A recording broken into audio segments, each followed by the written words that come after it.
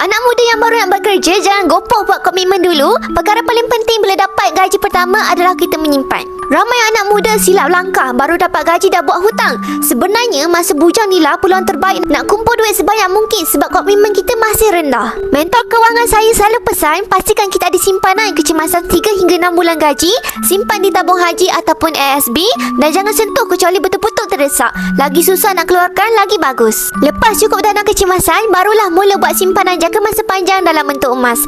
Simpanan emas ni sesuai untuk kita capai matlamat besar, nak kahwin lagi 2-3 tahun lagi, dan nak deposit rumah pertama, persaraan ataupun beli kereta tanpa pinjaman. Bila ada tapian simpan duit, kita kurang bergantung kepada hutang.